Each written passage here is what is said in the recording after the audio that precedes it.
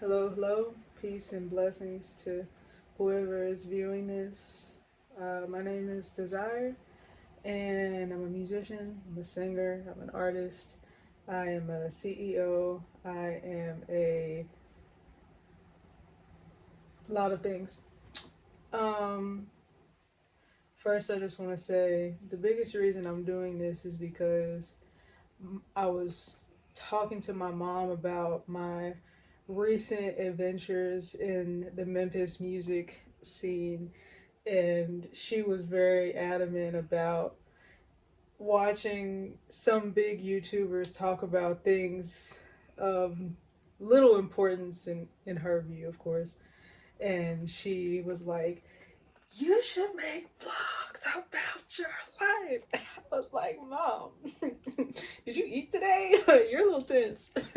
No, but she was just really appreciating the beauty and the honesty of my stories about my experiences. So there's a lot of temptation for me to overthink doing this.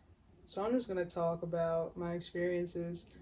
Last night I went to my very first recital that I've ever been to. I didn't even know what a recital was. I've heard of it like in movies. Um, for my new friend Logan Clark, who is a outstanding upright bass player. He also plays electric bass and synthesizers.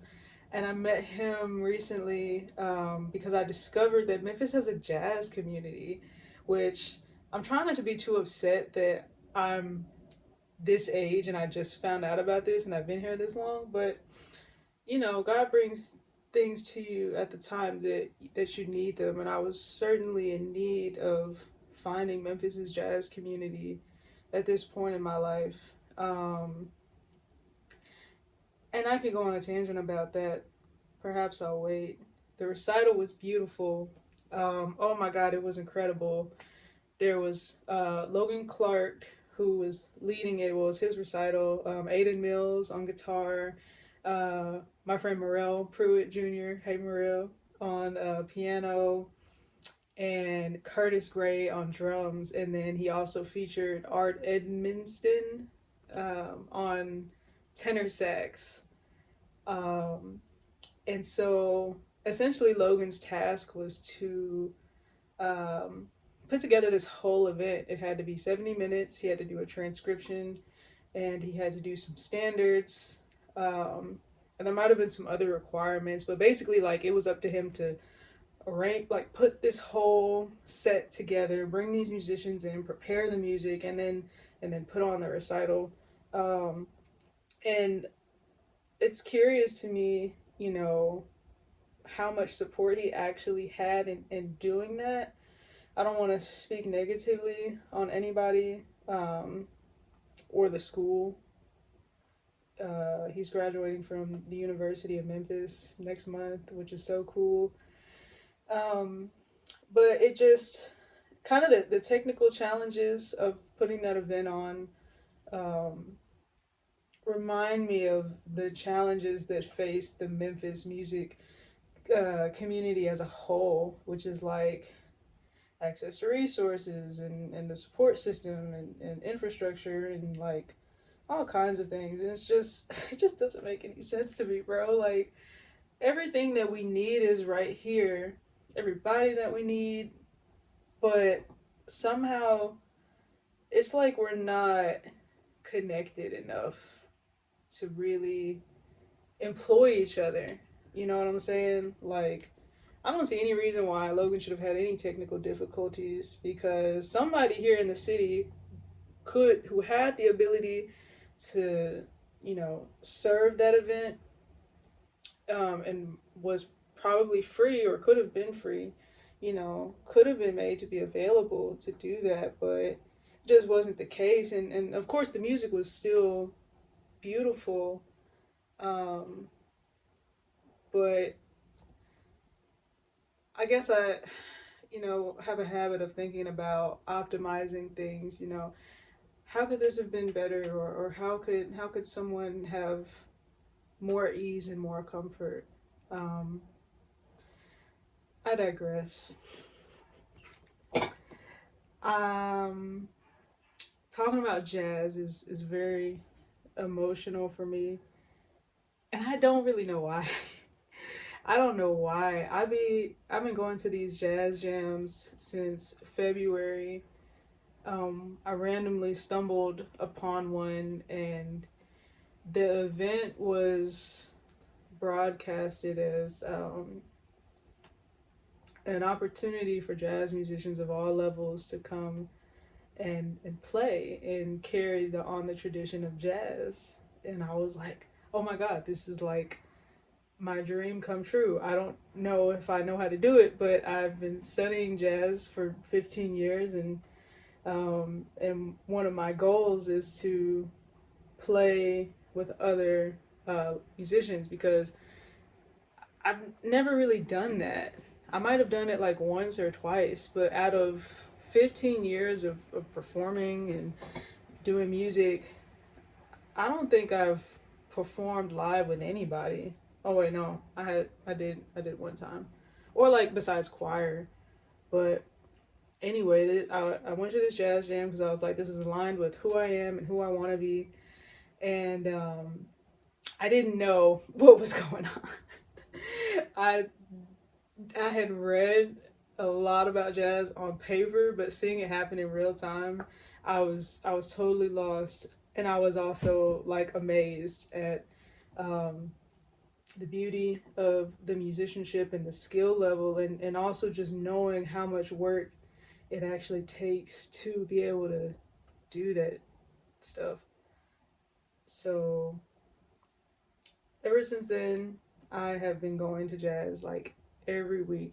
There might have been a couple of weeks that I missed and I felt horrible. And so I was like, no, I'm not missing jazz anymore. I'm going. I go every week. Um, and I've been networking with these musicians, and it's been it's been so beautiful. I mean, these musicians are so kind and so humble and so hardworking, and so understanding of of my position as a musician who is trying to improve, um, and even just the fact that I didn't grow up in jazz culture.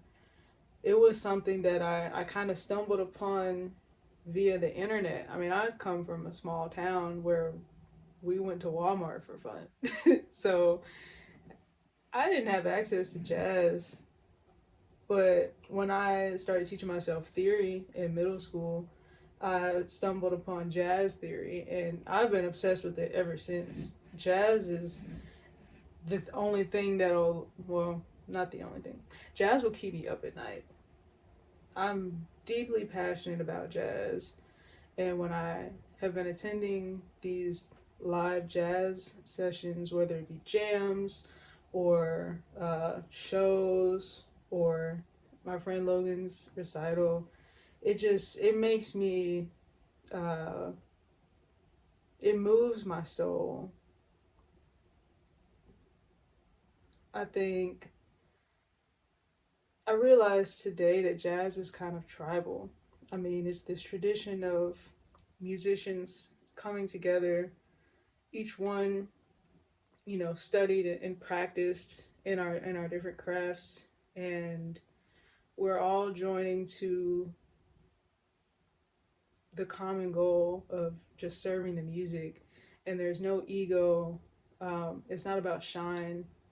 It's just about being the best that you can be and encouraging your fellow musician to do the same, and cultivating each other's growth. And the music, of course, is just it's so complex and colorful and unique, and it's rooted in tradition and structure, which I think is the perfect container for freedom of expression. It's like you get inspired by John Coltrane's rendition of a standard. Let just say, for example, I'm pretty sure, yeah, he had to have done standards. See, I need to study. I know he composed a lot of original music, but I'm not the most familiar with his background. Um, but to go back to my point, um, you learn. Fuck, what was I saying? I have been losing my train of thought so much. I'm really fried. I'm actually fried. I feel like I shouldn't say stuff like that on camera. I'm very cognizant of the time passing. I'm cognizant of the fact that it looks like it's about to storm. My bank account is temporarily very low, and the only like immediate means of income that I have is either gifts from friends and family or door dashing. And so I had planned to DoorDash today, but I'm like, fuck, do I go out and risk the storm? I should check the weather. Do I stay here and like upload YouTube videos because that could turn into money? Like I don't know what to do. And I'm waiting to hear back from this job that I applied for. And in my soul, I'm like nervous because it it feels aligned with where I'm at because it's in music, but I'm also like, I know trading my time for money is gonna take time away from being an artist and studying music and releasing music and networking and studio sessions and performing, all of these things that are the utmost important to me. And I was telling a friend, what was I telling a friend? Oh, I feel like the internal conflict that I'm having right now is the trade off. Like, trade my time for money in the short run so that I can support myself and pace out these other activities with my music career, or hustle, continue hustling, which I've been doing for like 8 months now, and it's exhausting. Um, and pour even more into the momentum that I've built around my creative work, which is obviously what I'm working to turn into a career, a more sustainable living than what it is right now. And it's just like, I don't know. I don't know what to do. I feel like that sometimes.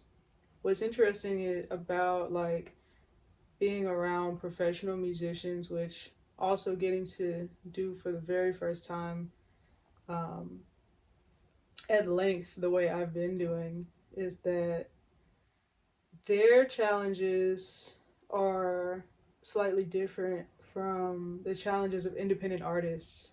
And I think this is the point that my mom really wanted me to speak about on this vlog.